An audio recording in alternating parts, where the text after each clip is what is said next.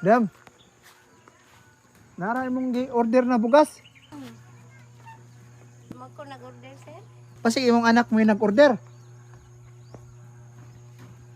Ko kay baw, sir.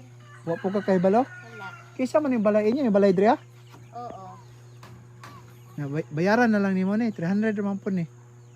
Magkoy kwarta. Wala kay kwarta diha. Wala. Unsay panginabuhi niyo diri? Wan raman umara. Bana nimo unsay trabaho pod? Sa uma. Pila ka ba kong anak? 5. 5? Unsa ni sakop diri Bukira? Salvasyon. Salvasyon. Yeah. Nung saom. Ihatag na lang na nila. Taplan na lang namo ni. Pero unsa yung pagkaon diri kasagaran?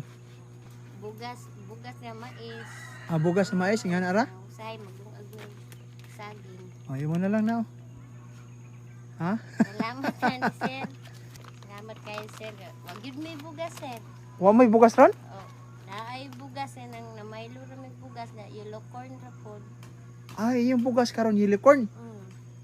Matay na, di rin ribawan na, no? Di rin ribawan nga. Kanang deliveran mo bugas ba?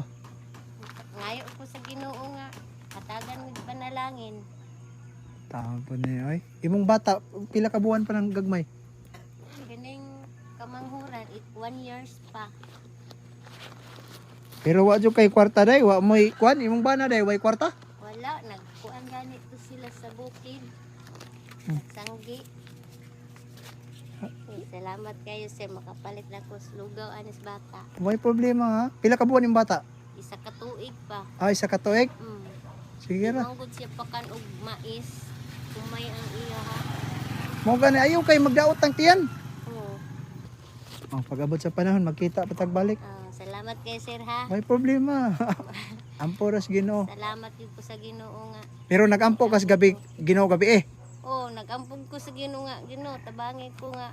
Naipanalangin nga mo abot ka nako. O mo nagiingon ang Ginoo nagtan-aw ra sa atong matag adlaw na pagpanginabuhi ha.